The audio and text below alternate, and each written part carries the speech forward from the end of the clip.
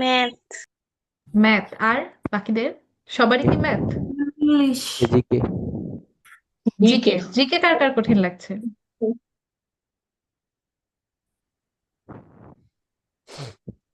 একজন, দুইজন, ঠিক আছে, তিনজন, চারজন, পাঁচজন, আচ্ছা, 6 জন। কঠিন। আসলে লাগছে 7, 8, 9, 10, ওরে বাবা। জিকে এখন কি কঠিন তোমাদেরকে জায়গা আসলেই থেকে? লাগছে নাকি বাকিরা তুলেছে জন্য তুলছো? জিকে কোন জায়গা থেকে বড় হয়েছে অনেক পড়ার জন্য। অনেক পড়া বুঝতে পারি না কোনটা থেকে পড়বো। হ্যাঁ, এটা একটা বড় সমস্যা আসলে। জিকের অনেক এটাই আমি বলতে চাচ্ছিলাম যে ম্যাথ তুমি বেসিক জিনিসটা বুঝতে পারলে ইউ ক্যান সলভ, তাই না? তুমি, আচ্ছা হাত নামাও তোমরা। ম্যাথে যে সমস্যাটা হয় না সেটা হচ্ছে যে ম্যাথে তোমরা কিছু একটা বুঝলে সেটা দিয়ে তুমি ক্যালকুলেশনটা জানা থাকলে চেঞ্জ করে দিলেও পারো, বাট জিকেতে ওটা জানা না থাকলে আসলে আনসার করার তেমন কোনো ওয়ে বাকি থাকে না। আর কোন জায়গা থেকে আসবে সেটাও কেউ বলতে পারে না, so it's a bit tough. But তার জন্য তো তোমরা অনেক টাইম পেয়েছো। এবং একটা জিনিস মনে রাখবে যে সবাই তোমাদের লেভেলেরই। এখন ধরো কেউ একটা টপিকই পড়েছে, ওর ওই একটা টপিক থেকে কমন পড়ে গেল, দ্যাটস জাস্ট লাক, তাই না? কিন্তু একটা তো আর প্রশ্ন থাকবে না, প্রশ্ন তো অনেকগুলো থাকবে। সো প্রতিদিন একটু জিকে পিছনে ভালো করে টাইম দাও। আর সাম্প্রতিক যে বিষয়াবলীগুলো আছে সেগুলো কিন্তু প্রতিনিয়ত আপডেট হচ্ছে। তোমরা কি এর আগে আমার কোনো ক্লাস পেয়েছো এখানে, ইয়েস। তোমাদের জি ব্যাচে? Ma'am. Yes ma'am. GK GK class? Yes. Okay, yes তাহলে তো ম্যাম। তোমাদেরকে আমি পড়িয়েছি সাম্প্রতিক, তাই না? সো তোমরা বিষয়টা বুঝতে পারবা যে সাম্প্রতিকের যে বিষয়টা সেটা হচ্ছে এটা প্রতিনিয়ত আপডেট হতে থাকে, তাই না? সো তুমি থামতে পারবা না, এটা একটা প্রবলেম। বাট তাছাড়া বাকি যে জিকে গুলো আছে, ধরো বাংলাদেশের হিস্ট্রি, ইন্টারন্যাশনালি যে ইম্পর্টেন্ট বিষয়গুলো আছে, এইরকম বেসিক বিষয়গুলো কিন্তু মানে সব সময়ই সঠিক, তাই না? সব সময়ই ওগুলা চলতে থাকবে, একই থাকবে। সো এই বিষয়গুলো যেন মিস না হয়। আর সাম্প্রতিক থেকে যে খুব বেশি আসবে এরকমও না, আসবে, কিন্তু যে ওটা পুরো পরিমাণটা একটু কম থাকবে। সো বাকি বেসিক জিনিসগুলো যদি ভালো মতো পারো তাহলে জানবা সাম্প্রতিক থেকে যা আসবে ওটা খুবই বেসিক আসবে। খুব বেশি টাফ একদম, মানে থাকে না যে আননেসেসারি জিনিস আসবে না, ইম্পর্টেন্ট, এবং তুমি বুঝবা যে কি ধরনের প্রশ্ন আসতে পারে রিসেন্ট ইভেন্ট গুলোর মধ্যে, ঠিক আছে? সো এত প্রেশার নেওয়ার কিছুই নেই, কারণ তুমি যেটা পারবা না সেটা ধরে নিবা যে বাকিরাও নাও পারতে পারে, কারণ কোয়েশ্চেন তো তোমাদের লেভেলের জন্যই করা হচ্ছে। সো এখানে বাংলাদেশের লেখা আছে, আসলে আমরা ইন্টারন্যাশনালি কিছু ইম্পর্টেন্ট ইভেন্টস নিয়ে আজকে পড়ালেখা করব। প্রথম বিশ্বযুদ্ধ সম্পর্কে তোমাদের কি কোনো আইডিয়া আছে, এটা কেন হয়েছিল, এটা প্রেক্ষাপট কি বা কোনো কিছু? Any idea, anyone? জি ম্যাম। বলো দেখি আয়িশা। এটা বেশি জানি না কিন্তু একজনের মৃত্যুর কারণে মূলত প্রথম বিশ্বযুদ্ধটা সংঘটিত হয়েছিল। হুম, নামটা কি জানি না কিন্তু জানি যে আলবানিয়ার নাগরিক এটা মনে আছে। মানে কি করেছিল, মানে কি হয়েছিল, এটা কি উনি মানে যে ব্যক্তিটা ছিল উনি ছিল একটা রাজনৈতিক মানে অনেক গুরুত্বপূর্ণ একটা ব্যক্তি ছিল আলবেনিয়ার ব্যক্তি নাকি ছিল? ওই হ্যাঁ। দেশে। হুম। কিন্তু যার বেসিক। হ্যাঁ, কয়েক ওর বলো। মৃত্যুর কারণে মানে অনেকে ওর মৃত্যুর কারণে দুইটা দেশের মধ্যে যুদ্ধ লেগে গেছে। যার মৃত্যু ফলে না, আরো আমরা অনেক বলবো দেশের হত্যা। দ্যাটস আ মার্ডার ছিল, ঠিক আছে? ওই হ্যাঁ মার্ডারটার মার্ডার কারণ ছিল। কি? এটা একটা মেইন রিজন তোমরা বলতে পারো, but there was so many other reasons too. মাদি, বলো। আমরা একজন আরেকজনকে অ্যাসাসিনেশন জি। ওরা দিছিল, সে অ্যাসাসিনেশন প্রথমে ফেল হয়েছিল কারণ যে একজন একটা গ্রেনেড ছুঁড়ে মারছিল, সেই গ্রেনেড একজন ঠেকাইছিল আর একটা গায়ের নিচে পড়ছিল, তাতে সেটা বাস্ট হয়ে গেছিল। পরে পরে আরেকটা অ্যাসাসিনেশন হয়েছিল, সেটার কারণে মেইনলি গান দিয়ে মেরে ফেলা হয়েছিল, এই কারণে মেইনলি ওয়ার্ল্ড ওয়ার 1 শুরু হয়েছিল। ভেরি গুড, আচ্ছা ঠিক আছে। সো আমরা একটু যদি ফর্মালি ডিসকাস করতে যাই তাহলে আমরা বলতে পারবো যে এটা ধরো 1900 তোমার 14 থেকে 18 পর্যন্ত আমরা একটা রেঞ্জকে ধরে নিতে পারি। এবং এটা খুবই ইম্পর্টেন্ট একটা জিনিস, দেখো ইম্পর্টেন্ট ইভেন্টগুলোর মধ্যে সবার আগে এটার নামটা দেওয়া আছে, ঠিক আছে? এটা ইউরোপে স্টার্ট হয় এবং আস্তে আস্তে অন্যান্য দেশগুলো জড়িয়ে পড়ে, যেহেতু এটা অনেক দেশ মিলে হয়েছিল তাই এটাকে বিশ্বযুদ্ধ নামকরণ করা হয়েছে।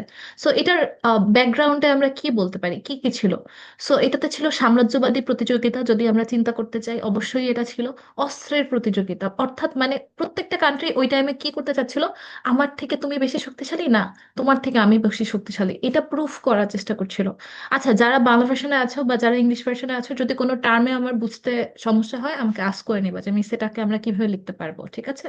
I will answer you. আর আই উইল ট্রাই যে দুইটা টাইপেরই একটু বলে বলে যাওয়ার। বাট যদি তারপরেও কোনোটা আমার মিস হয়ে যায় আমাকে একটু বলবা, বা তোমাদের যদি মনে হয় যে তোমরা ট্রান্সলেট করতে পারবে না আমাকে বলবা, আমি দুইটাই একসাথে বলে দেবো। সো 14 সালে হচ্ছে গিয়ে তখন ওই যে অস্ট্রো হাঙ্গেরি অর্থাৎ অস্ট্রিয়া আর হাঙ্গেরির যে যুবরাজ, এই যে দেখো এখানে নামটা দেয়া আছে, আর্ক ডিউক ফার্ডিনান্ড, তাই না? ওনাকে কি করা হয়, হত্যা করা হয়। হত্যা করা হলে পরে তখন এটা একটা মানে উত্তেজনা আগে থেকেই ছিল, তার মধ্যে যখন এই জিনিসটা হয়, এই যে এই লাইনটাতে লেখা আছে, ইনি একজন মানে যুবরাজ, ঠিক আছে, একটা প্রিন্স ছিলেন উনি, তখন হচ্ছে গিয়ে এদের মধ্যে একটা বড় ধরনের ঝামেলা দেখা যায়। এবং তারা কি করে, ধীরে ধীরে আবার ওই যে বললাম যে তাদের পাওয়ার কি, কার অস্ত্র বেশি আছে, এইগুলা নিয়ে তারা একটা কম্পিটিশন স্টার্ট করে দেয়। এবং এই সময় মানে ট্রেঞ্চ যুদ্ধ বলে যে যুদ্ধটা, এটা এই যুদ্ধের একটা সব থেকে ইম্পর্টেন্ট দিক ছিল, যেটা মানে হচ্ছে কি বলবো, একটা মাটির একটা তোমার কাদার একটা খন্দকের মধ্যে এরা হচ্ছে যুদ্ধ করতো, ঠিক আছে, ট্রেন্সের মধ্যে। তারপর হচ্ছে ওরা অনেক ধরনের মডার্ন অস্ত্র ইউজ করতো, অনেক ধরনের তোমার মেশিন গান, ট্যাঙ্ক, তারপরে এয়ারপ্লেন, যুদ্ধ বিমান যেগুলো থাকে, তারপরে ইভেন বিষাক্ত গ্যাস, এগুলো ব্যবহার করা হয়েছে। এবং এইগুলা প্রথমবারের মতো এত বড় পরিসরে ব্যবহৃত হয়েছিল এই যুদ্ধের সময়, ঠিক আছে। এবং হচ্ছে 18 সালে যখন এই যুদ্ধ শেষ হয় তখন অনেক মানুষ প্রাণ হারায় এবং মানচিত্র পরিবর্তিত হয়ে যায়। এরপরে হচ্ছে গিয়ে ওই যে ভার্সাই চুক্তি, তোমরা হয়তো নাম শুনেছো, এতদিনে শোনার কথা, যেহেতু কিছুদিন পরেই পরীক্ষা।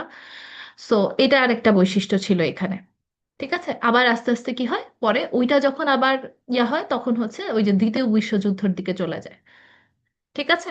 সো আমরা যদি কারণ হিসেবে বলতে চাই, সহজ কথায় বলতে গেলে একটা জিনিস ছিল যে ওইটা, এই বিষয়টা, এই যুবরাজ হত্যা, সম্রাট সম্রাজ্ঞী হত্যা, এদেরকে হচ্ছে গিয়ে তোমার এই যে অস্ট্রিয়ার যুবরাজকে হত্যা করা হয়, এই বিষয়টাতে একটু ফোকাস দিবা, কারণ এটার জন্য অনেক বেশি জিনিসটা আপসেট হয়ে যায় আরো বেশি, হ্যাঁ।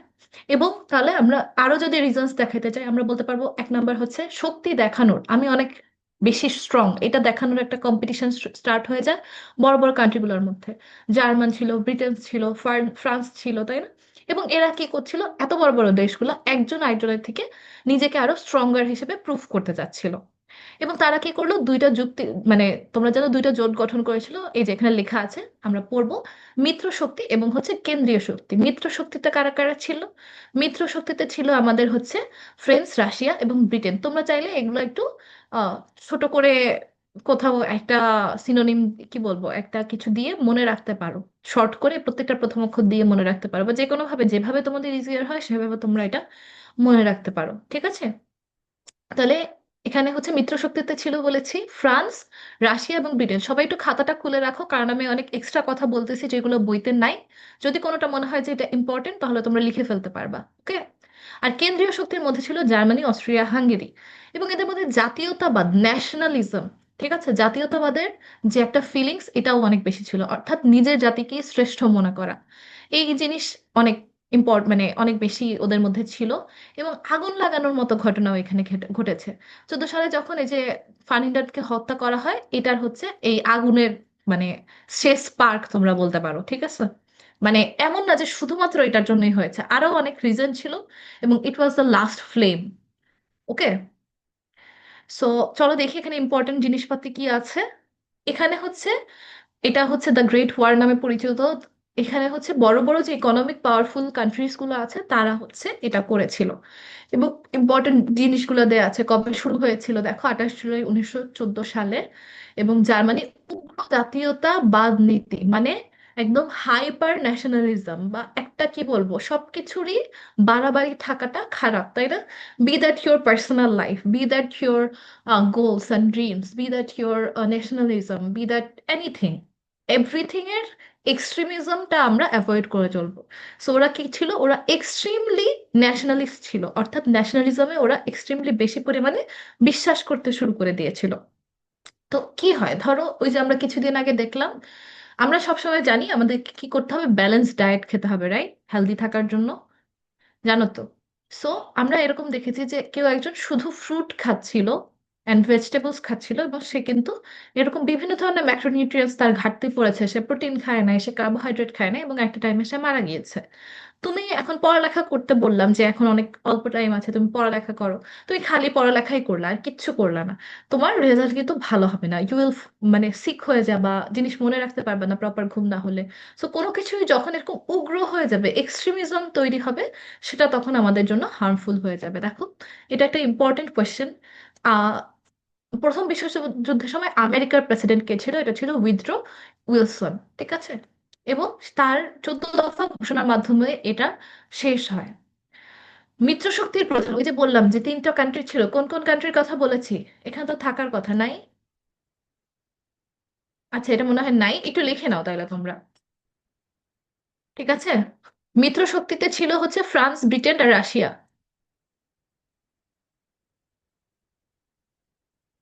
ফ্রান্স, লেখা বোঝা যাচ্ছে?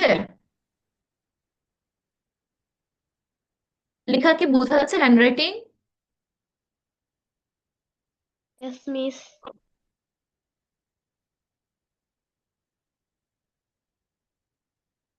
এটা হচ্ছে মিত্রশক্তিতে ছিল। আর বলেছিলাম যে কেন্দ্রীয় শক্তিতে কে কে ছিল? জার্মানি ছিল,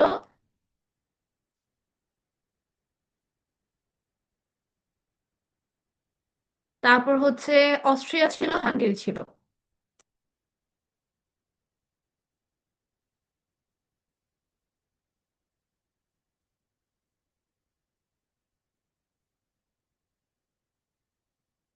ইংলিশে লিখে দিতে হবে। ম্যাম কেন্দ্রীয় শক্তিটা আবার বলেন তো। এই যে এইগুলো কেন্দ্রীয় শক্তি, এগুলো মিত্র শক্তি। মিস অস্ট্রিয়ার পরে কি লিখছেন? হাঙ্গেরি।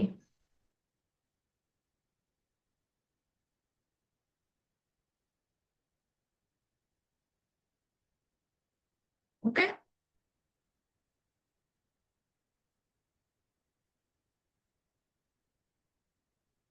ইয়েস, একজন আমাকে বলেছে ধ্রুব রাঠির ভিডিও দেখতে। I also watch his video, I really like that. Like owner explanation গুলো অনেক ভালো হয়। মুছবো? লেখাগুলো মুছে ফেলবো? হয়েছে, লিখেছো? মুছেই Yes. ফেললাম। ওকে, দেখো। সো এগুলো ছিল আমাদের এই কেন্দ্রীয় শক্তি এবং মিত্র শক্তি। মিত্র শক্তির প্রধান ছিলেন জেনারেল ফজ, ইম্পর্টেন্ট। অর্থাৎ চিফ অফ দা, এই যে মিত্র শক্তির যে চিফ ছিলেন তিনি ছিলেন জেনারেল ফজ। দেন দেখো, প্রথম বিশ্বযুদ্ধের সময় আমেরিকার যুদ্ধজাহাজ কোনটা? যুদ্ধজাহাজটার নামটা ইম্পর্টেন্ট। যুদ্ধজাহাজ অর্থাৎ একটা শিপ, যেটা হচ্ছে ওয়ারের শিপ ছিল, লুসাতানিয়া, লুসিতানিয়া, এটা ডুবিয়ে দিয়েছিল হচ্ছে জার্মানি। এবং যুক্তরাজ্যের বিরুদ্ধে জার্মানি যুদ্ধ ঘোষণা করে কত সালে? এটাও ইম্পর্টেন্ট, ডাক দিয়ে ফেলো, 1917 সালের 6 এপ্রিল তারিখে। এরপর দেখো, আচ্ছা এখান থেকে না দাগাই আমি হচ্ছে, আচ্ছা সমস্যা নেই, দেখো। অক্ষশক্তি পরাজয় বরণ করে, প্রথম বিশ্বযুদ্ধে অক্ষশক্তি পরাজয় বরণ করে। অর্থাৎ অক্ষশক্তি মানে হচ্ছে যে মেইন পাওয়ার বা কেন্দ্রীয় যে শক্তি ছিল সেটা, ঠিক আছে? ওই যে একটু আগে যে লিখে দিলাম, ওদের কথাই বলা হয়েছে। আমি একটু তারপরে এটার ইংলিশ টার্মিনোলজিটা দেখে তোমাকে জানাচ্ছি, হ্যাঁ? তারপর হচ্ছে সেন্ট্রাল ফোর্স বলতে পারো, একটা সেন্টার ফোর্স বলতে পারো। জার্মানির চ্যান্সেলর ছিলেন অটোভান বিসমার্ক, এটা ইম্পর্টেন্ট। জার্মানি কত সালে আত্মসমর্পণ করে? ইম্পর্টেন্ট। সমাপ্তি কত সালে হয়? চুক্তি, এই যে প্যারিস শান্তি চুক্তি, ভেরি ভেরি ইম্পর্টেন্ট, স্টার্ট। এবং এটা কি হয়? জার্মানি এবং মিত্রপক্ষের মধ্যে হচ্ছে গিয়া এখানে প্যারিস চুক্তি স্বাক্ষরিত হয় এবং তার মধ্যে আমাদের বিরতি হয়। ভার্সাই চুক্তি, এই যে একটু আগে বললাম না যে ভার্সাই চুক্তির অবমাননার কারণে, এটা নেগলেক্ট করার কারণে, এটা ভেঙে ফেলার কারণে কিন্তু তারপরে আমাদের আবার আস্তে আস্তে দ্বিতীয় বিশ্বযুদ্ধের দিকে আমরা এগিয়ে গিয়েছি। লিগ অফ নেশন আনুষ্ঠানিকভাবে বিলুপ্ত হয় 1946 সালে। It is like the United Nations previous form, ঠিক আছে? প্রথমে এই যে যুদ্ধের ক্ষয়ক্ষতি, প্রচুর পরিমাণে মানুষ মারা গিয়েছে, প্রচুর পরিমাণে ক্ষয়ক্ষতি হয়েছে, প্রত্যেকটা দেশ অচল হয়ে পড়েছে। দেখো ছোট ছোট কান্ট্রিগুলোর মাঝখানে যখন একটা আপ্রাইজাল ঘটে, আমরা পলিটিক্যাল আপ্রাইজাল একটা দেখেছি তাই না, 24-এর আন্দোলনে। আমাদের এখনো কিন্তু আমরা ওই ড্যামেজ থেকে বের হয়ে আসতে পারি নাই, রাইট? এখনো আমাদের ইকোনমিক সিচুয়েশন বলো, এখনো আমাদের তোমার পলিটিক্যাল সিচুয়েশন বলো, এখনো আমাদের ক্রাইম রেট বলো, এগুলো সব বেড়ে চলেছে না? সো ওয়ার প্রোন যখন একটা কান্ট্রি থাকে তখন কিন্তু আবার ডাকাতের প্রভাব ছিল প্রচুর পরিমাণে 24 আন্দোলনের পর পর সময়, তোমাদের কি মনে আছে? প্রচুর পরিমাণে ডাকাতি চুরি এগুলো অনেক বেড়ে গিয়েছিল যে। তোমরা যারা ঢাকাতে আছো, আমরা বেরই হতে পারতাম না, তাই না? কারণ এত বেশি টাকা, ইয়েস তারপর তো মিস। সবাই নিচে গিয়ে পাহারা দিতে শুরু করলো। সো একটা কান্ট্রিতে যখন ওয়ার হয় বা এরকম একটা পলিটিক্যাল আপ্রাইজাল হয়, তারপরের ফেজটাতে একটা খুব ক্রিটিক্যাল পজিশন থাকে। কে কারটা নিয়ে খাবে, এটা নিয়ে একটা তাড়াহুড়া লেগে যায়, কারণ কেউই তো ভালো ছিল না এতদিন, তাই না? সো তখন ওই একটা সেলফিশনেস ওদের মধ্যে গ্রো করে। প্রত্যেকটা কান্ট্রিতে যেখানেই এমন জিনিস হয়েছে, সব কান্ট্রিতে এই প্রবলেমগুলো হয়েছে। প্রচুর পরিমাণে ক্রাইম রেট বেড়ে যায়, মানুষ মানুষকে মারে, ডাকাতি করে, চুরি করে। ঠিক আছে, সেখানে এটা ছিল একটা বিশ্বযুদ্ধ, ওয়ার্ল্ড ওয়ার, রাইট? সো এখানের এফেক্টটা অনেক বেশি পরিমাণে ছিল।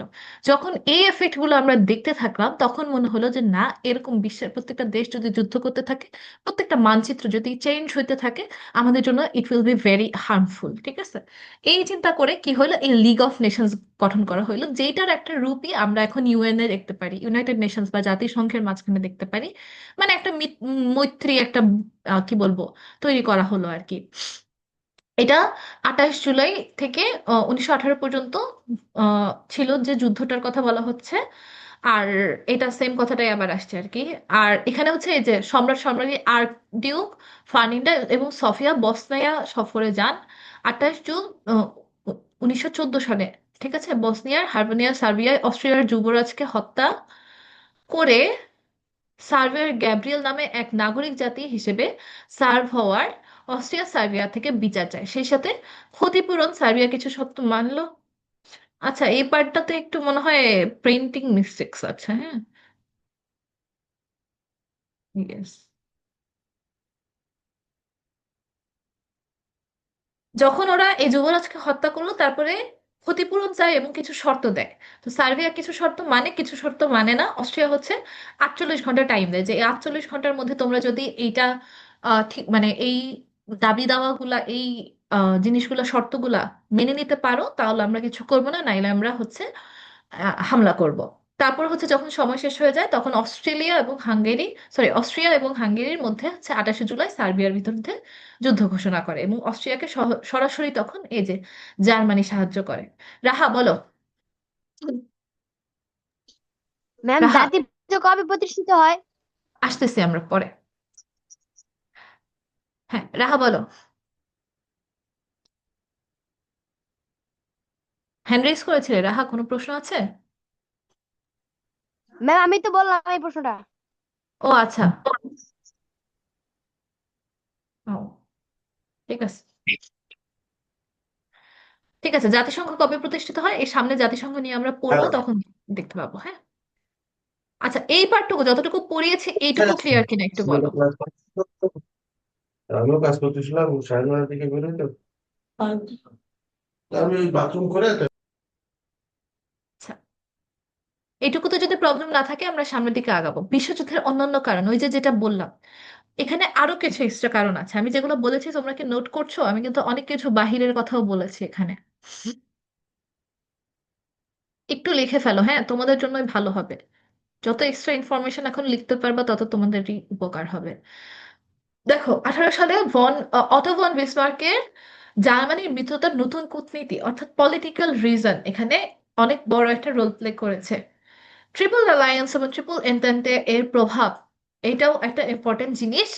তারপর হচ্ছে ব্ল্যাক হ্যান্ড নামক গুপ্ত বাহিনী গঠন করে। এরা হচ্ছে খনিজ সমৃদ্ধ বলকান অঞ্চলের প্রতি লোভ। তারা কি করে, সার্বিয়ার একটা গুপ্ত বাহিনী, যারা হচ্ছে অন্যান্য জায়গার খনিজ সম্পদ আছে এরকম একটা অঞ্চল হচ্ছে বলকান, ওই অঞ্চলটাকে নিজের করতে চাইতো।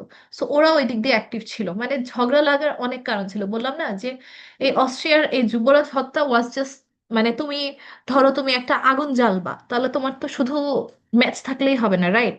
ম্যাচটা আনঅ্যাভয়েডেবল, দ্যাটস ঠিক আছে, কিন্তু আরো অনেক কিছু লাগবে তোমাকে। এটার জন্য কিছু কাগজ জড়ো করতে হবে তোমার, এটার জন্য কাঠ লাগবে, তারপর তুমি সবগুলো জড়ো করবে, একটা চুলা বানাবা। দেন তুমি কি করবা, তেল দিবা, মানে পেট্রোল বা যেটা দিয়ে আগুন লাগাইতে চাও, কেরোসিন দিয়ে লাগাইতে চাইলে সেটা দিবা। দেন তুমি লাস্টে ফ্লেমটা দিবা। সো দ্য অস্ট্রিয়ার যুবরাজ হত্যা part was just the flame, ঠিক আছে, কিন্তু ওই প্রিপারেশনটা অনেক কিছু দিয়ে অনেক আগেই শুরু হয়ে গিয়েছে। 17 সালের 6 এপ্রিল জার্মান নৌবাহিনী আটলান্টিক মহাসাগরে আম, মার্কিন জাহাজকে ব্রিটিশ জাহাজ মনে করে আবার আক্রমণ করছে। সেদিন যুক্তরাজ্য হচ্ছে গিয়ে কি করছে, রাষ্ট্রই ওই দিন জার্মানির বিরুদ্ধে যুদ্ধ ঘোষণা করেছে। এটা একটা মিস্টেক ছিল, বাট হয়েছে আর কি। এরপরে দেখো জাতিপুঞ্জ গঠন, এই যে আস্তে আস্তে দেখো আমরা জাতিসংঘের দিকে আগাচ্ছি, জাতিসংঘ আসবে।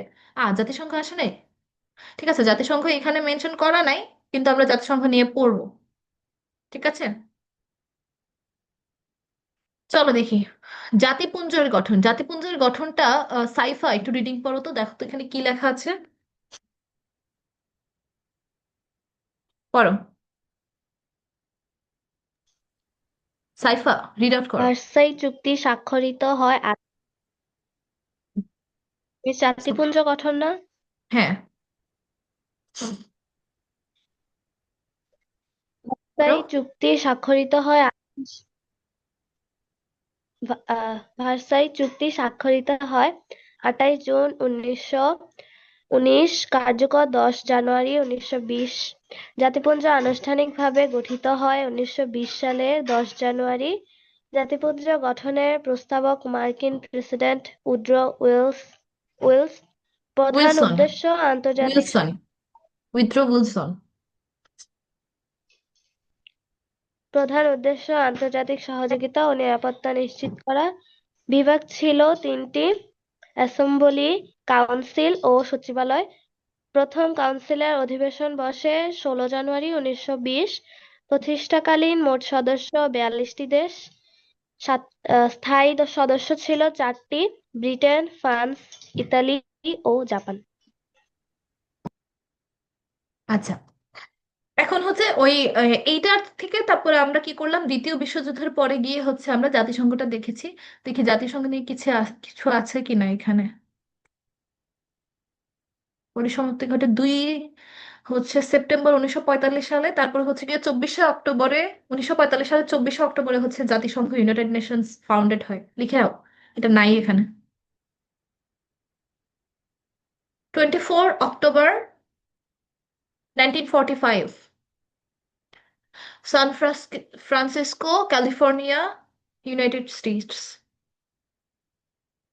24 অক্টোবর 1945, দ্বিতীয় বিশ্বযুদ্ধের পরে। আমি ভাবছিলাম এটা আছে, বাট এটা হয়তো অন্য কোনো জায়গায় আছে, যেখানে ইউএন নিয়ে পুরো একটা টপিকই থাকার কথা আলাদা করে। ইউএন তারপর এর যে কাজকর্মগুলো আছে, শাখাগুলো আছে, সবকিছু নিয়ে আলাদা একটা টপিকই থাকার কথা। ওখান থেকে তোমরা দেখে নিও, এখানে যেহেতু নাই আমি শুধু ডেটটা বলে দিচ্ছি, এটা নিয়ে লিখে রাখো আর কি। লিখেছো সবাই? লেখা হয়েছে? মিস, ওকে। দেখো এইখান থেকে তো বোঝার কিছুই নাই, এখানেও ওই যে বললাম যে ভার্সাই চুক্তির একটা আম, কি বলবো, ফর্মাল ইমপ্লিমেন্ট ছিল এই জাতিপুঞ্জ গঠন। লিগ অফ নেশনস ইংলিশে যারা আছো তাদের জন্য, ঠিক আছে। জাতিপুঞ্জ গঠনটা, এইটার সাথে ভার্সাই চুক্তির একটা বিরাট সম্পর্ক আছে, রাইট? কারণ হচ্ছে এটা মানে ভার্সাই চুক্তির সাথে অনেক বড়ভাবে রিলেটেড। আর জাতিপুঞ্জ কবে গঠিত হয়েছে, কবে থেকে কার্যকর হয়েছে, এই জিনিসগুলো ইম্পর্টেন্ট। মানে প্রথম বিশ্বযুদ্ধের কথা আসলে এই কথাগুলা অটোমেটিক্যালি চলে আসবে। আমার কথা কি বোঝা যাচ্ছে? মিস। Yes ma'am. মানে এদের জিনিসের বললাম না যে এই যে আমরা যে ক্ষয়ক্ষতিগুলো দেখলাম, এই ক্ষয়ক্ষতিগুলো দেখার পরে league of Nations K form করা হলো কিসের জন্য? যাতে আমাদের মধ্যে একটা সুন্দর সম্পর্ক গড়ে ওঠানো যায়, শান্তি বজায় রাখা যায়, ফর পিস, ঠিক আছে, যুদ্ধ না হয়, এবং দেশগুলোর মধ্যে বিবাদ মীমাংসার জন্য আমরা একটা 1920 সালে একটা আন্তর্জাতিক প্রতিষ্ঠান গঠন করলাম, যাতে ওখানে গিয়ে তারা ফর্মাল ডিসকাশনের মাধ্যমে প্রবলেমগুলো সলভ করতে পারে, মারামারি কাটাকাটি না করে, ঠিক আছে। এবং এটার মেইন উদ্দেশ্য হয়েছিল যে আলোচনার মাধ্যমে সমস্যা করা, রক্তপাতে না গিয়ে আলোচনার মাধ্যমে জিনিসগুলো সমস্যা মানে সমাধান করা। কিন্তু এটা খুব বেশি সফল হইতে পারে না, এটা কিছুদিন পরে ভেঙে যায়, এবং হচ্ছে গিয়ে কারণ হচ্ছে বড় বড় দেশগুলোর এটার বিশেষ এটার সম্পর্কে আগ্রহ ছিল না, ঠিক আছে। এটাই হচ্ছে সব থেকে বড় প্রবলেম। এত বেশি গ্রাজ ছিল একজনের একজনের প্রতি যে ওরা চাচ্ছিলই না যে কোনো একটা মানে ডিসিশনে আসতে আর কি। এই কারণে হচ্ছে এটা খুব একটা তোমার সাকসেসফুল হতে পারে নাই। কিন্তু তারপরেও 45 সালে আবার জাতিসংঘ ফর্ম করা হয়েছে, যাতে হচ্ছে এটা কিছুটা হলেও হচ্ছে গিয়ে কার্যকর করা যায়। স্টিল অনেক বড় বড় কান্ট্রিগুলোর কথাতেই জাতিসংঘ চলতেছে। আমরা দেখতে পাচ্ছি যে এটা খুব বেশি এফেক্টিভ হচ্ছে আমরা বলতে পারবো না, বাট হ্যাঁ এটা কিছু কাজ করছে অবশ্যই। সো এই পার্টে যদি জাতিপুঞ্জ গঠনের যদি প্রবলেম না থাকে আমরা দ্বিতীয় বিশ্বযুদ্ধে চলে যাব। সো এটা ছিল আরেকটা মানে সব থেকে বিধ্বংসী যুদ্ধ, এবং এই দেশে এই যুদ্ধেও হচ্ছে গিয়ে সব থেকে বড় বড় যে কান্ট্রিজ গুলো আছে এগুলা অ্যাফিলিয়েটেড ছিল, ঠিক আছে। এটা হচ্ছে তোমার 39 সাল থেকে 45 সাল পর্যন্তই বলতে পারো, টাইম যদি ধরতে হ্যাঁ এই যে 39 থেকে 45 পর্যন্ত। এইটা হচ্ছে আরেকটা ইম্পর্টেন্ট জিনিস। দেখো প্রথম বিশ্বযুদ্ধের পর জার্মানি, ইতালি এবং জাপান ফেসিবাদের উত্থান ঘটে। আর এই বিশ্বযুদ্ধোত্তর জার্মানি, বিশ্বযুদ্ধোত্তর অর্থাৎ বিশ্বযুদ্ধের পরে জার্মানির উপর চাপিয়ে দেওয়া হয় অপমানজনক ভার্সাই চুক্তি, উগ্রবাদ উগ্র নাৎসিবাদের জন্ম দেয়, ঠিক আছে। ওই যে নাৎসি বাহিনী আমরা জানি, তাই না। এরপরে কি হয়, এটা আনুষ্ঠানিকভাবে শুরু হয় 1 সেপ্টেম্বর 1939 সালে, জার্মানি যখন পোল্যান্ড আক্রমণ করে ওই টাইমের দিকে গিয়ে। 7 ডিসেম্বর 1941 সালে যখন জার্মান পার্ল হারবার আক্রমণ করে, তখন হচ্ছে দ্বিতীয় বিশ্বযুদ্ধ সারা বিশ্বে ছড়িয়ে যায় আস্তে ধীরে, এবং এটা শেষ হয় 2 সেপ্টেম্বর 1945 সালে। এখন ইম্পর্টেন্ট কোয়েশ্চেনে আসি যে কবে আক্রমণ করেছিল পার্ল হারবার। 7 December 1941, 7 December 1941। তারপর অ্যাডলফ হিটলার, একটা ইম্পর্টেন্ট নাম ঐতিহাসিক ভাবে, তাই না? আমরা অনেক জায়গায় এটা শুনি। দ্বিতীয় বিশ্বযুদ্ধের পিতৃভূমি অর্থাৎ বার্থ প্লেস কোথায় ছিল? রাশিয়া ছিল। দেখো এখানে আরো কিছু বিষয় জিজ্ঞেস করা হয়েছে, বাফার স্টেট কি ছিল, এগুলাতে তেমন ব্যাখ্যা করার মতো কিছুই নাই, তোমাদেরকে দিয়ে একটু দেখো, চোখ দিয়ে দেখে নাও, যেহেতু এখন টাইম তোমাদের হাতেও অল্প। সো প্রথম বিশ্বযুদ্ধের পর জার্মানির উপর একটা কঠোর শর্ত চাপানো হয়, যে হচ্ছে গিয়ে ভার্সাই চুক্তির যে অন্যায় একটা চাপ সেটা তাদের উপরে চাপানো হয়। এবং হচ্ছে হিটলারের তো একটা আক্রমণাত্মক নীতি ছিলই, হিটলার জার্মানিকে সব থেকে বড় একটা শক্তিতে পরিণত করতে চাইতো, এবং সে চেষ্টা করতো একের পর এক দেশকে এই জন্য দখল করতে, জার্মানির আন্ডারে নিয়ে আসতে। এবং তার মধ্যে ওই যে একটা বললাম এক্সট্রিম ন্যাশনালিজম, ঠিক আছে, উগ্র নাৎসিবাদ একটা বিষয় তার মধ্যে ছিল। এবং 39 সালে যখন পোল্যান্ড আক্রমণ করে তখন একদম অফিসিয়ালি এটা শুরু হয়ে যায়। এখানেও হচ্ছে মিত্রশক্তি এবং অক্ষশক্তি, অর্থাৎ জার্মান, ইতালি, জাপান ছিল এখানে অক্ষশক্তি, আর মিত্রশক্তি হিসেবে এখানে ব্রিটেন, ফ্রান্স, তারপর হচ্ছে রাশিয়া বা সোভিয়েত ইউনিয়ন ছিল তখন, রাশিয়া, এবং হচ্ছে যুক্তরাষ্ট্র, এগুলো প্রত্যেকটা কান্ট্রি এর সাথে যুক্ত থাকে, ঠিক আছে। এখানেও হচ্ছে প্রচুর পরিমাণে তোমার মডার্ন ইনস্ট্রুমেন্টের ব্যবহার করা হয়, এবং এখানে আরো বেশি জিনিস নিয়ে আসা হয়, সাবমেরিন, রাডার, এগুলো এখানে ইউজ করা হয়, যেহেতু এটা আরেকটু পোস্ট টাইমে, তাই না, আরেকটু মডার্ন টাইমে। তো হচ্ছে কি এইখানেও হচ্ছে এইটার এফেক্ট হিসেবে আমরা হিরোশিমা এবং নাগাসাকিতে দুইটা হচ্ছে অ্যাটম বোম ফেলা হয়েছিল, তাই না। তোমরা ওই মুভিটা দেখতে পারো, এটা নিয়ে একটা মুভি আছে। এটার মুভিটার নাম কি ছিল, হিরোশিমাই মনে হয় নাম মুভিটার। দেখেছো তোমরা কেউ? এখন পর্যন্ত স্টিল নাও ওইখানের বাচ্চারা এত বেশি রেডিও অ্যাক্টিভ ছিল যে এখন পর্যন্ত অনেক বাচ্চা ওই এরিয়াতে হচ্ছে গিয়ে ক্রিপল জন্মায়, ওই এরিয়াতে না, ওই এরিয়ার আশেপাশের বাচ্চারাও ক্রিপল জন্মায়, ঠিক আছে। এখন পর্যন্ত ওই ধ্বংসস্তূপ মানে এতটাই পাওয়ারফুল ছিল ওই রেডিও অ্যাক্টিভিটিটা, যে ওটার আশেপাশের এরিয়াতে এখন এতদিন পরে এসেও ক্রিপল বাচ্চা জন্মায়, অর্থাৎ পঙ্গু বাচ্চা কাচ্চা জন্মায়, হাত থাকে না, পা থাকে না, মাথা বাঁকা থাকে, এরকম হয়। চিন্তা করতে পারছো? এবং শুধু যে আহ মানুষ না, প্রাণী, গাছপালা এগুলোর মধ্যেও কিন্তু, সরি, এই জিনিসের এফেক্ট অনেক বেশি পরিমাণে দেখা যায়। কথা কি বোঝা যাচ্ছে? আচ্ছা, জি মিস। দেখো ইয়েস হিস্টোরিক্যাল ম্যাম। রিডে is related with second world war, এখানে খুব বেসিক ইনফরমেশন দেওয়া আছে, বেসিক ইনফরমেশন তোমরা চোখ দিয়ে দেখো, যদি কোনোটাতে প্রবলেম থাকে আস্ক করো, না আমি একটু মানে ইন জেনারেল কিছু কথাবার্তা আর কি বললাম। এই যে এটাই বেসিক কথা, এবং লাস্টে গিয়ে জার্মানি আত্মসমর্পণ করে, এবং ওই যে জাপানে যে পারমাণবিক বোমা অর্থাৎ রেডিও অ্যাক্টিভ বোমটা ফালানো হয়, তারপরে হচ্ছে গিয়ে এটা শেষ হয়, এবং আমরা ফাইনালি এই যে আমাদের ইউএনটা হচ্ছে গিয়ে গঠিত হয়। হ্যাঁ রে, তখন থেকে আমি আমার ল্যাপটপের স্ক্রিনে এরকম এরকম স্ক্রোল করতেছি, বুঝছো, ফোনে যেরকম করি সেরকম, তাই তো বলি কাজ করে না কেন, আমার তো মনেই নেই যে আমি ল্যাপটপে। যাই হোক, কোথায় কবে কোনটা ফালা হয়েছিল কোন, এই যে দেখো, পারমাণবিক বোমা প্রথম ফালা হয়েছিল 6 আগস্ট 1945 সালে হিরোশিমায়, ঠিক আছে। এই পয়েন্টগুলো খুবই ইম্পর্টেন্ট। এটার নির্দেশকে দিয়েছিল, এটার নির্দেশ দিয়েছিল মার্কিন প্রেসিডেন্ট হেনরি ট্রুম্যান, ইম্পর্টেন্ট, দাগ দিয়ে রাখো, আমি আর দাগ দিলাম না। সো হলোকাস্ট কি?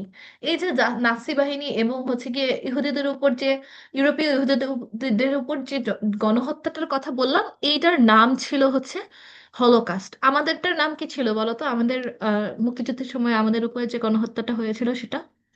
Operation Searchlight. Operation searchlight. হ্যাঁ, অপারেশন এটাও Operation Search. এটাকেও হলোকাস্টের সাথে তুলনা করা হয়। এই হলোকাস্ট ছিল এই দ্বিতীয় বিশ্বযুদ্ধের সময় নাৎসি জার্মানির দ্বারা ইহুদি জনগোষ্ঠীর উপরে একটা ভয়ঙ্কর নিধনযোগ্য, অর্থাৎ মেরে ফেলা হয়েছে তাদেরকে। হিটলার হচ্ছে ইহুদিদেরকে শত্রু মনে করতো এবং তাদের তাদের মানে শুধুমাত্র এই যে দেখো একটা কথা এখানে থাকার কথা, এই যে জার্মানি শুধু জার্মান বংশোদ্ভূতদের, অর্থাৎ German is just for the people of German, ঠিক আছে, এরকম একটা কথা ছিল। অর্থাৎ এই যে নুরেমবার্গ ল বা রাইখ নাগরিকত্ব আইন, এই আইনের নাম ছিল, অর্থাৎ মানে এইখানে এই যে 33 থেকে 45 সাল পর্যন্ত যা যা হয়েছে, মানে ইহুদি জনগোষ্ঠীর পাশাপাশি যারা জিপসিরা ছিল, মানে ওরা হচ্ছে রোমা, এক জায়গা থেকে আরেক জায়গায় তারা ঘুরে বেড়ায়, তারপরে যারা প্রতিবন্ধী যারা ছিল, তারপরে হচ্ছে পলিশ নাগরিক যারা ছিল, পোল্যান্ডের যারা ছিল, তারপরে হচ্ছে গিয়ে আরো কিছু গোষ্ঠী ছিল, পলিটিক্যাল গোষ্ঠী ছিল, একটু যারা বেশি লিবারেল টাইপের মানুষ ছিল, এরা সবাইকে এই সময় এই এরা হচ্ছে একদম গোড়া থেকে ছেঁটে ফেলার মতো নিধন করতে থাকে। তাদের বাড়িঘর সম্পত্তি কেড়ে নেয়, তাদেরকে মেরে ফেলে। এবং যে কনসেন্ট্রেশন ক্যাম্পগুলো ছিল, আশ্রয়স্থলগুলো ছিল, গেটোর কিছু কনসেন্ট্রেশন ক্যাম্প ছিল, এগুলাতেও তারা কি করে, আঘাত করে। এবং গ্যাস চেম্বার গুলোতেও তারা নিয়মিত গণহত্যা চালায়। এবং এখানে টোটাল এই যে 60 লাখ বা হচ্ছে গিয়া 6 মিলিয়ন ইহুদি এখানে নিহত হয়, সেটা খাতা কলমে, বাস্তবে আরো বেশি। বাংলাদেশেরটাও যেমন হিসাবে আছে, সবসময় তার থেকে বেশি থাকে, কারণ হিসাব সবসময় মিলে না। বুঝতে পেরেছো কথা? এই ছিল মোটামুটি হলোকাস্টের বিষয়। এরপর আসো হিরোশিমা হামলা নিয়ে। ঠিক আছে, হিরোশিমা এবং নাগাসাকিতে যে হামলা হয়েছিল এটা খুবই আনফরচুনেট একটা ঘটনা এবং জাপানের ইতিহাসে খুব ভয়ঙ্কর একটা ঘটনা। যুক্তরাষ্ট্র জাপানকে যুদ্ধ থামাইতে বলে, কিন্তু জাপান হচ্ছে তখন সরি আত্মসমর্পণ করতে চায় না। তখন হচ্ছে যুক্তরাষ্ট্র প্রথমবারের মতো এই পারমাণবিক বোমার ব্যবহারটা করে। ঠিক আছে, এই যে যুক্তরাষ্ট্রের বিমান বাহিনী 6 আগস্টে ফেলে, প্রথমটা ছিল লিটল বয়, আর পরে যে নাগাসাকিতে যেটা ফেলে ওটার নাম ছিল ফ্যাটম্যান। এবং মুহূর্তের মধ্যে অনেক বড় বড় শহরগুলো ধ্বংস হয়ে যায়, প্রায় 80,000-এর মতো মানুষ এখানে হচ্ছে মারা যায়। এবং হচ্ছে বিকিরণ, ওই যে রেডিও অ্যাক্টিভিটির জন্য আরো অনেক মানুষ মারা যায়। ঠিক আছে, সঙ্গে সঙ্গেই মারা গেছে 80,000 মানুষ, এবং পরের গুলো তো আছেই। আচ্ছা, আমি একটু আসছি, আমার নয়েজ আসছে, আমি দরজাটা ক্লোজ করে দিয়ে আসছি।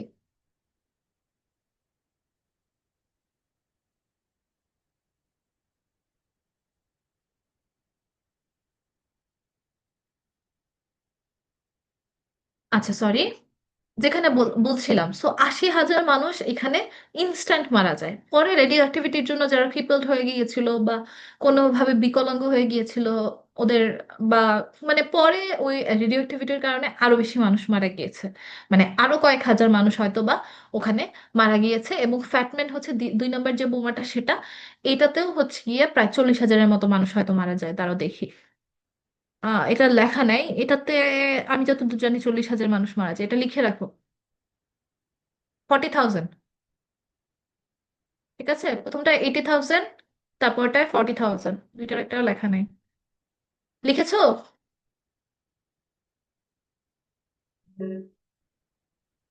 Yes miss.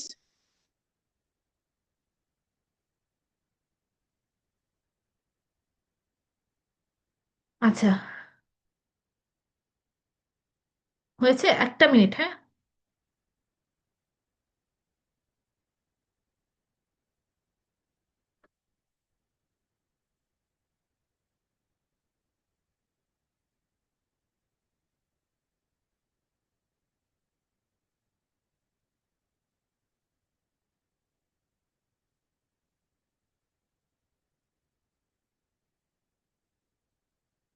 আচ্ছা, এই পার্টটা লেখা হয়েছে।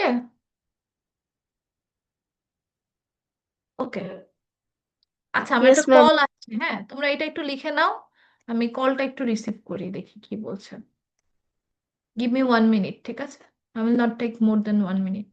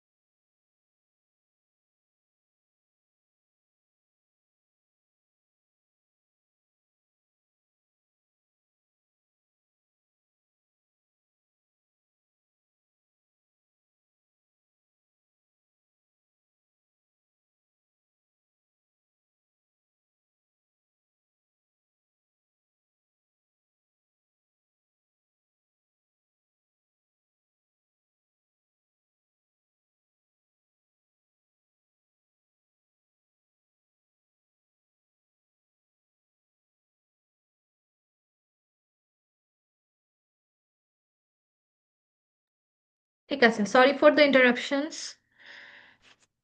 আমাকে কি দেখা যাচ্ছে? Yes, ma'am. আচ্ছা, প্রথমটাতে 80,000, পরেরটাতে 40,000। এটা তারপরেও একটু ফ্যাক্ট চেক করে নিও, আমি তো অনেকদিন আগে পড়েছিলাম, আমার ভালো করে খেয়াল নাই। তবে যতটুকু মনে পড়ে 80,000 আর 40,000ই ছিল। একটু চেক করে নিও তারপরে তোমরা কোনো একটা বই থেকে। ওকে, এই দেখো, ফ্যাটম্যান নিক্ষেপ করার কথা ছিল ককরা শহরে, কিন্তু পাশের শহর ইয়াওটাতে আগের দিন বোমা হামলার ফলে ওই আকাশটা ঘন মানে ধোঁয়াচ্ছন্ন হয়েছিল জন্য দ্বিতীয় টার্গেট নাগাসাকিতে ফেলা হয়। এরপরে আছে পার্ল হারবার, এটা লিখে নাও, তারপর আমি আগাচ্ছি। এতটুকুতে কোনো প্রবলেম আছে কিনা বলো।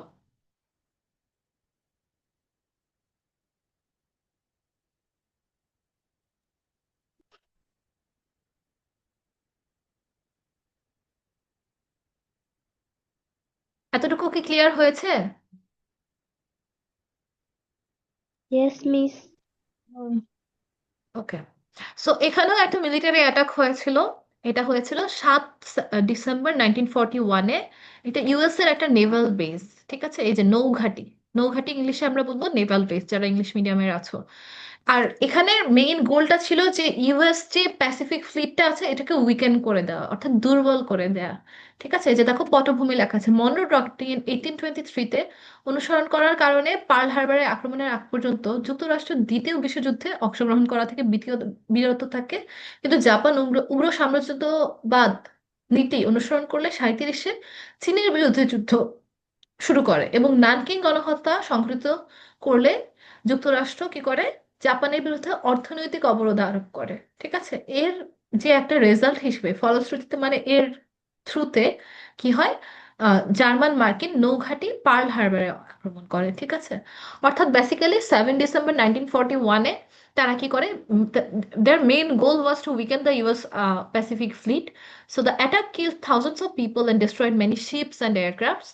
আম, এবং এটা কি করে, আস্তে আস্তে তারা এই যে আবার ওয়ার্ল্ড ওয়ার 2-তে এটাও একটা খুব ইম্পর্টেন্ট রোল প্লে করেছিল। ঠিক আছে, মানে হঠাৎ করে আক্রমণ করে এবং এটা ছিল যুক্তরাষ্ট্রের প্রশান্ত মহাসাগরীয় নৌবাহিনীকে দুর্বল করার জন্য। ঠিক আছে, এখানে অনেক মানুষ নিহত হয় এবং এটার পরেই হচ্ছে যুক্তরাষ্ট্র মেইনলি এখানে ফর্মালি যোগদান করে। এখানে আর কারো কোনো প্রবলেম আছে? আচ্ছা, মিস কোথায় গেল? No. একজন question করেছো, মিস একটা কল এসেছিল, ছোট বাচ্চা কল দিয়েছিল তো 5বার কেটে দিয়েছি, তারপরেও আবার কল দিচ্ছিল, সো না ধরে আসলে উপায় ছিল না, সরি ইন্টারাপশনের জন্য। আচ্ছা, এরপরে আছে আমাদের খুব ফান একটা টপিক, এটা হচ্ছে বিশ্বের বরেণ্য ব্যক্তিগুলো। চলো, জনগণের সরাসরি ভোটে বাংলাদেশের প্রথম প্রেসিডেন্ট প্রথম ছিল রাষ্ট্রপতি জিয়াউর রহমান। এটা কোন সময়ে বলো? জিয়াউর রহমান কখন ক্ষমতায় আসছিলেন? কেউ বলতে পারবে না? তোমাদের কিছুদিন পরে কিন্তু পরীক্ষা, বি কেয়ারফুল। 1981। মুক্তিযুদ্ধের সময়, মুক্তিযুদ্ধের পরে। হুম, 71 সালে, তাই না? আচ্ছা, এবং তিনি তখন এসে কি হয়, প্রেসিডেন্ট হয়েছিল একদম জনগণের সরাসরি ভোটে। তিনি কি ছিল, তার তার ডেজিগনেশনটা কি ছিল রাষ্ট্রপতি হওয়ার আগে?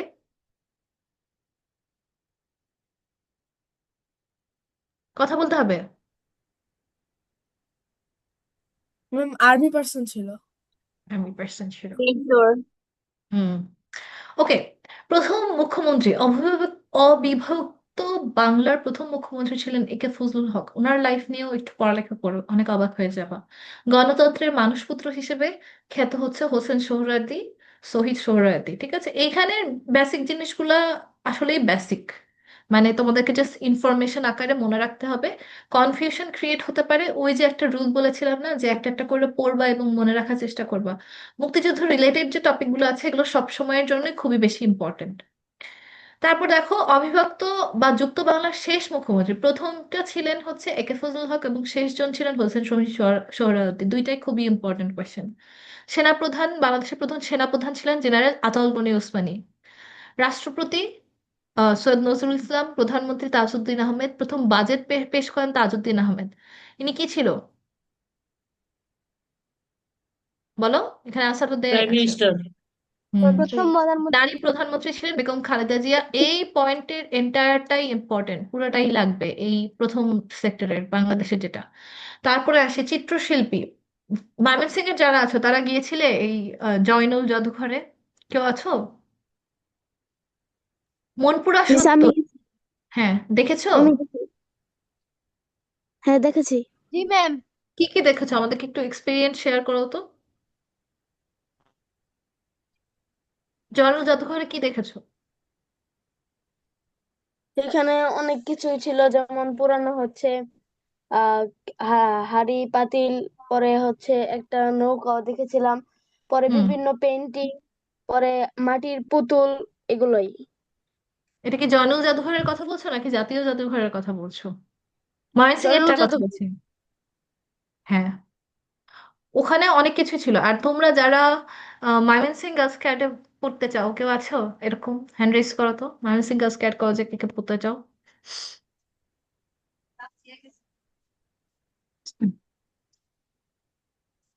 দুইজন?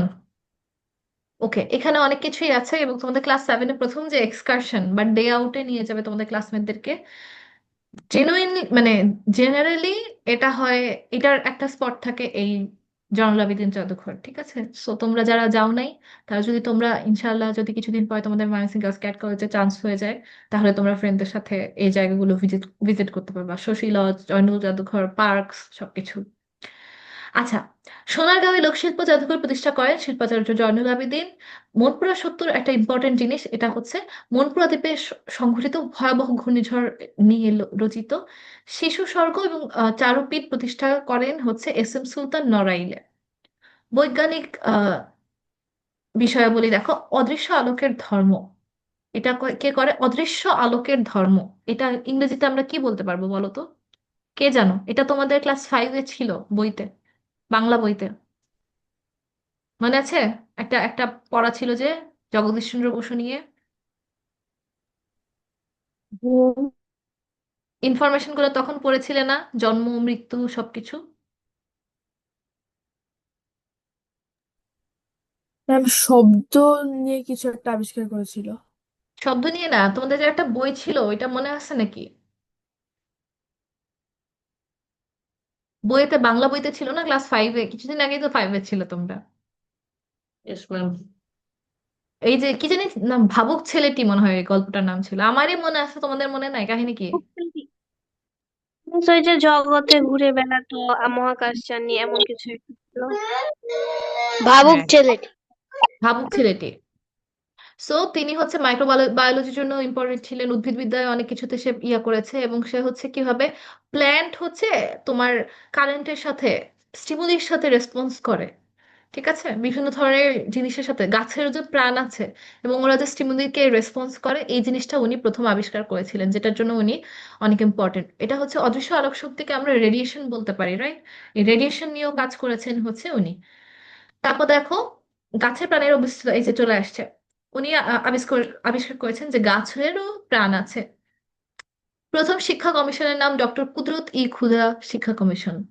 আর দেশি পাটের রহস্য উন্মোচন, এটা ভেরি ভেরি ইম্পর্টেন্ট, অনেক আসে এবং অনেক ইম্পর্টেন্ট একটা প্রশ্ন। ডক্টর মাকসুদুল আলম এবং তার দল। মাই লাইফ গ্রন্থের লেখক হচ্ছে বিল ক্লিন্টন। যুক্তরাষ্ট্রের জনক বলা হয় জর্জ ওয়াশিংটনকে। লং ওয়াক টু ফ্রিডম, এটাও স্টার মার্ক করে রাখো, এটা ইম্পর্টেন্ট।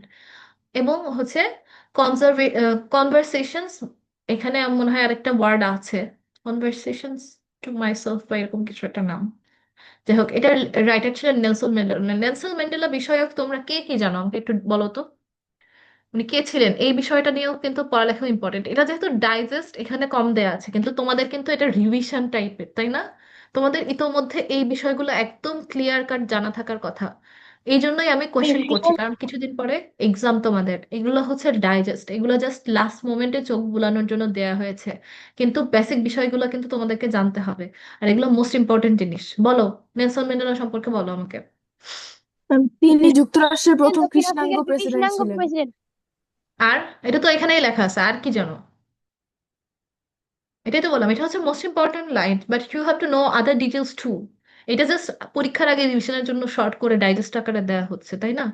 বেসিক বিষয়গুলো বলো, আর তোমরা এখানে দাগাদাগি করো না। বলো। তিনি তিনি কি ছিলেন ছিলেন? তিনি বর্ণবাদী নেতা। অ্যাপারথাইটের বিরুদ্ধে এই যে হচ্ছে নাটকটা গিয়ে একটা কালারিজমের বিরুদ্ধে উনি আন্দোলন করেছে, আমি বলি। ঠিক আছে, ওটার নাম ছিল অ্যাপারথাইট। বানানটা লিখে দিব। এ লেখা না বোঝা গেলে আমার কিছুই করার নেই, আমার হ্যান্ডরাইটিং মেলা বিচ্ছিরি।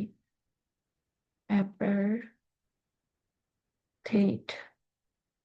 ঠিক আছে, এটার এই নামের একটা কালারিজমের এগেনস্টে। কালারিজম হচ্ছে ওই যে কালোদেরকে দেখতে পারে না, তোমরা টিভিতে দেখে থাকবা। বাংলাদেশেই তো ধরো স্কিন কালার নিয়ে অনেক মানুষ অনেককে অনেক কিছু বলে, তাই না?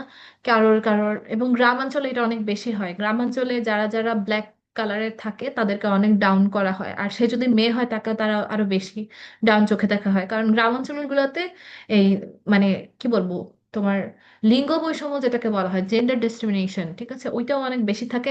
আনফর্চুনেটলি এখনো বাংলাদেশে অনেক মানুষ বিশ্বাস করে যে ওই যে নারীরা হচ্ছে সমাজের বোঝা টাইপের, এবং তখন ওরা মনে করে যে এটা একটা ভালো কিছু না। অনেক বাচ্চা কাচ্চা, তোমরা নিউজ যদি ঘেটে থাকো রিসেন্ট টাইমে, দেখবা যে এরকম বাচ্চা রেখে চলে যায়।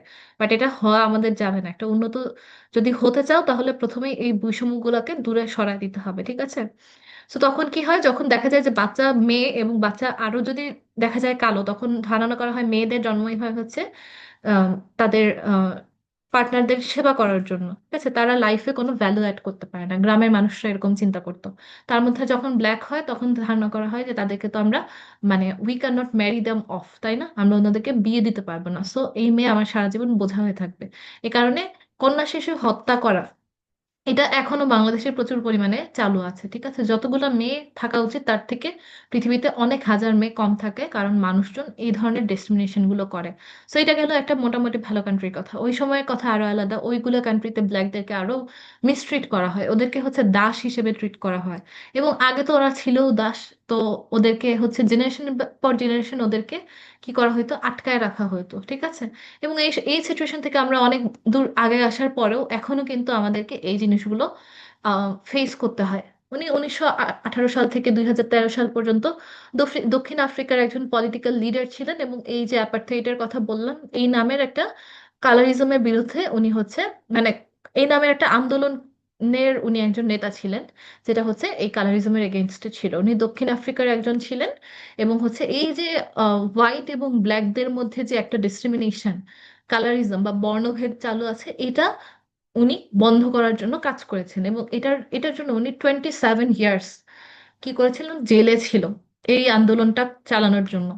ঠিক আছে, কত বছর বলেছি? 27 বছর, লিখে নাও। উনি এই আন্দোলনের জন্য কি করেছেন, 27 বছর জেল খেটেছেন, এবং জেলে থাকা সত্ত্বেও উনি হচ্ছে একদম পিসফুল ভাবে, শান্তিপূর্ণ ভাবে এবং ন্যায়সঙ্গত ভাবে এটার জন্য উনি ওনার সংগ্রাম চালিয়ে গিয়েছেন। কথা বোঝা যাচ্ছে? এবং 1994 সালে সে প্রথম হচ্ছে গিয়ে দক্ষিণ আফ্রিকার প্রথম ব্ল্যাক প্রেসিডেন্ট হিসেবে হয়।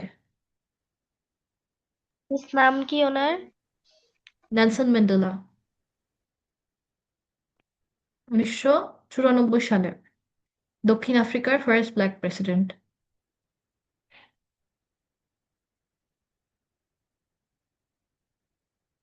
এবং উনি 1993 সালে শান্তিতে অবদানের জন্য নোবেল প্রাইজও পেয়েছেন।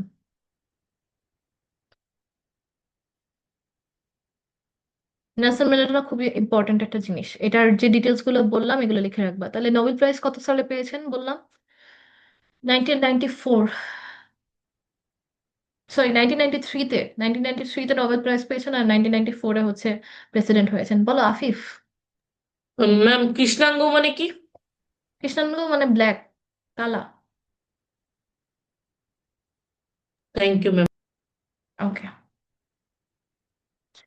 এরপরে আসি বিজ্ঞানী। দেখো ওপেন হ্যামার মুভিটা কে কে দেখেছো? আফিফ দেখেছো? ওপেন হ্যামার মুভিটা আমি হলে গিয়ে দেখছি আমার কাজিনদের সাথে, and it was more like a documentary. So আমাদের বেশি একটা মজা লাগে নাই, আমরা যতটা মজা পাবো বলে বলে গিয়েছিলাম। বাট এটা জ্ঞান অর্জনের জন্য ভালো ছিল, মজার জন্য ইট ওয়াজ এ লস প্রজেক্ট। বাট মুভিটা তোমরা দেখতে পারো, এটা কিভাবে উনি এই পারমাণবিক বোমাটা উদ্ভাবন উদ- উদ- উদ্ভাবন করে, উদ্ভাবনই তো বলে তাই না?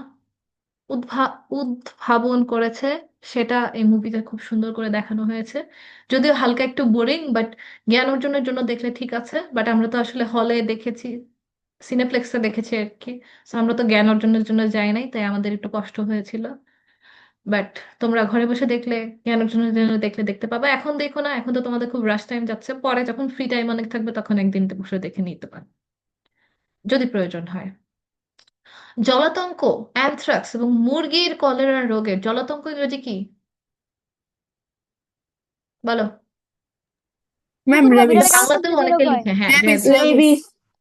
র্যাবিস, অ্যানথ্রাক্স এবং মুরগির কলেরা রোগ, চিকেন এর কলেরা রোগের চিকেন প্রতিষেধক পক্স। ভ্যাকসিন আবিষ্কার করে হচ্ছে লুই প্যাস্তুর। দেন হচ্ছে আলেকজান্ডার ফ্লেমিং অ্যান্টিবায়োটিক আবিষ্কার করেছেন, এর জন্য বিখ্যাত। পেনিসিলিনও উনি আবিষ্কার করেছেন। এটারও একটা সুন্দর গল্প আছে, কিন্তু আছে বেশি টাইম নাই, আমাদের কভার করতে হবে, সো আমি গল্পটা স্কিপ করে যাচ্ছি। তোমরা যে কোনো জায়গায় নেটে সার্চ দিলেই কিন্তু এই পেনিসিলিন আবিষ্কারের গল্পটা পেয়ে যাবা। ঠিক আছে, ইন্টারেস্টিং একটা স্টোরি। যদি অন্য কোনো দিন ক্লাসে আসি আমাকে মনে করাই দিও, আমি গল্পটা বলবো। টেলিফোন আবিষ্কার করেন আলেকজান্ডার গ্রাহাম বেল। তারপর হচ্ছে কিন্ডার গার্ডেন, এটা হচ্ছে ফ্রেডরিক ফ্রাইবেলের প্রবর্তক, মানে উনি এটা সিস্টেমটা চালু করেছেন। স্টিফেন হকিং একটা ফেমাস পদার্থবিদ, এবং তার হচ্ছে গিয়া একটা ইম্পর্টেন্ট বই আছে, সেটা হচ্ছে a brief history of time. পলিউটিকার আবিষ্কারক Jonas Salk. Vasco da Gama একজন আম, পর্যটক টাইপের ছিলেন, উনি ছিলেন পর্তুগালের নাগরিক। এরপরে কিছু বিবিধ বিষয় আছে। Missionaries of charity, mother Teresa. Star mother Teresa related আরো যে ইনফরমেশন গুলো আছে নিজেরা কালেক্ট করে পড়ে নিবা। ঠিক আছে, আমি বলে দিতাম, but as there is not much time left into this class, so I'm just going to skip it. Important topic গুলো পড়ে ফেলো। প্রথম চৈনিক অর্থাৎ চীনের পরিব্রাজক কে ছিলেন? তিনি ছিলেন ফা হিয়েন। অর্থশাস্ত্র, ইকোনমিক্সের জনক হচ্ছে অ্যাডাম স্মিথ। আমার ফেভারিট, আমার ফেভারিট না, বাট আমার খুব কাছের একজন মানুষ, যাই হোক। ফ্লোরেন্স নাইটিঙ্গেল কোথায় জন্মগ্রহণ করেন? উনি হচ্ছে ফ্লোরেন্স, ইতালিতে জন্মগ্রহণ করেন। লেডি উইথ দ্য ল্যাম্প নামে অভিহিত করা হয় উনাকেই। এবং ইতিহাসের জনক হচ্ছে হেরোদেতাস। এখানে দেখো খুব সুন্দর করে বক্স করে কিছু বিষয় দেয়া আছে, যেমন তোমাদের এখানে দেয়া আছে বাংলার সনেট হচ্ছে মাইকেল মধুসূদন দত্ত। উপন্যাসের জন্য বিখ্যাত হচ্ছে, মানে জনক হচ্ছে বাংলার সনেটে, বাংলায় সনেটের জন্য। সনেটটা কি একজন বলো তো, জানা উচিত। What is sonnet? Anyone?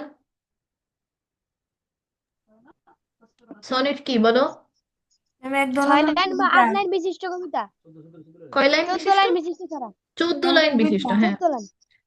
14 line থাকে, ওটাকে বলা হচ্ছে সনেট। এবং একটা স্পেসিফিক প্যাটার্ন থাকে, ছন্দের একটা ধরন থাকে এই সনেটের মধ্যে। সো এটা আগে অন্যান্য ভাষায় রচিত হয়েছে, এবং বাংলা ভাষার প্রথম সনেটের রচনা করেন হচ্ছে মাইকেল মধুসূদন দত্ত। এবং উপন্যাস লেখেন বঙ্কিমচন্দ্র চট্টোপাধ্যায়। নাটক মধুসূদন দত্ত।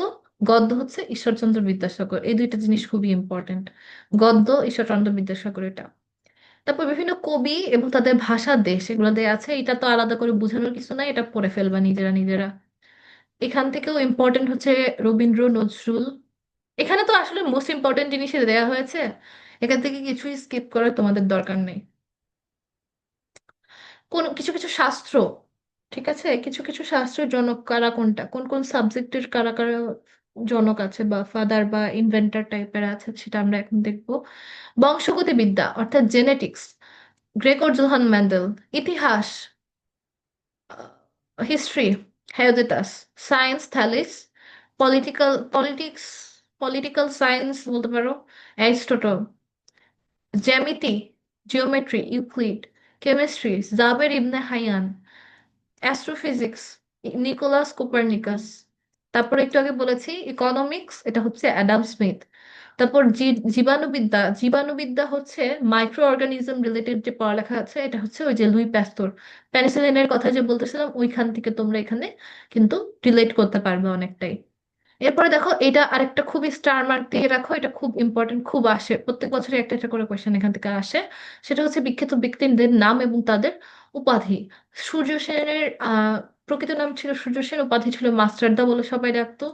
শিল্পাচার্য জয়নুল আবেদিন, বিদ্রোহী কবি কাজী নজরুল ইসলাম। এগুলো তোমরা জানো, ঠিক আছে। জানো না যেগুলো, আমি ওগুলো দাঁড়াই, ইম্পর্টেন্ট সবগুলো, কিন্তু কোনগুলা মনে রাখতে বেশি হবে। বিদ্রোহী কবি কোনটা, বিশ্বকবি কোনটা, এগুলো তোমাদের মনে থাকবে। সরোজিনী নাইডু হচ্ছে nightingale of India. Chittaranjan Das হচ্ছে দেশবন্ধু। জওহরলাল নেহেরু হচ্ছে চাচা বা পণ্ডিতজি। আব্দুল গাফফার খান হচ্ছে সীমান্ত গান্ধী। মোহাম্মদ আলী জিন্নাহ হচ্ছে কায়েদে আজম। এগুলা ইম্পর্টেন্ট। তারপরে Benazir Bhutto daughter of the east, Ho Chi Minh uncle Ho. Kemal Pasha আর্কটাতুক, এটা important. Napoleon, Florence Nightingale, Margaret Thatcher, লৌহমানবী, রুকুনুজ্জামান খান হচ্ছে দাদাভাই। এই পয়েন্টগুলা তোমরা একটু বেশি করে খেয়াল করবা। গুরুত্বপূর্ণ কিছু আবিষ্কার এবং তাদের আবিষ্কারকের নাম দেয়া আছে, এগুলো সব নিজেরা নিজেরা পড়বা, এখান তো বোঝানোর তেমন কিছুই নাই। অ্যান্ড লাস্টলি হচ্ছে তোমার আরো আছে আর কিছু কিছু গ্রন্থ এবং গ্রন্থের আহ, লেখকের নাম দেয়া আছে। এটা খুব সুন্দর একটা বই, তোমরা পড়তে পারো। It's about like enjoying the little things of life. এটা বইটা এত ডিটেলস, তোমার বইটা পড়লে আর একটু বড় হলে তোমরা যখন বইটা পড়বা, তোমাদের কাছে মনে হবে কি তোমরা বইটার মধ্যে ঢুকে যাবা। মানে এত সুন্দর করে লেখা। এই বইটা সম্পর্কে একটা কথা বলা হয়েছিল যে এই বইটা হচ্ছে মানে একটা বার্নিং উড। ওই যে বাহিরের দেশে যে তোমাদের ফায়ার প্লেস থাকে না, ফায়ার প্লেসের ভিতরে কোন উডটা বার্ন হয়েছে কোনটা হয় নাই, কোনটা অ্যাম্বার হয় নাই, এটা তো খুব মানে নন সিগনিফিকেন্ট একটা ব্যাপার, তুচ্ছ একটা ব্যাপার, কিন্তু এই বইটা এতটাই ডিটেলড যে হচ্ছে ওইখানে এরকম একটা মানে জ্বলতে থাকা কাঠকেও গুরুত্ব দেওয়া হয়েছে। ঠিক আছে, এতটা ডিটেলস। সো ওই বইটা পড়লে তোমাদের খুব চোখের সামনে জিনিসগুলো ভাসে। হ্যাঁ, এত সুন্দর করে লেখে। সো এটা একটা ইম্পর্টেন্ট, বাট বাংলা যে ট্রান্সলেশন গুলো হয়েছে ওইগুলোতে খুব একটা বুঝতে পারবা কিনা আমি জানি না। সো বেসিক্যালি এই ছিল আজকের ক্লাস। তোমরা কি মোটামুটি বুঝতে পেরেছো পড়াগুলো? জি ম্যাম। ঠিক আছে, Yes, ইনশাল্লাহ নেক্সট ma'am. ক্লাসে আবার দেখা হবে। আর হচ্ছে সে পর্যন্ত সবাই ভালো থাকো, সুস্থ থাকো। ইনশাল্লাহ নেক্সট কোনো ক্লাসে আবার দেখা হবে। Best of luck everyone. আল্লাহ হাফেজ। Assalamu alaikum. ওয়ালাইকুম আসসালাম।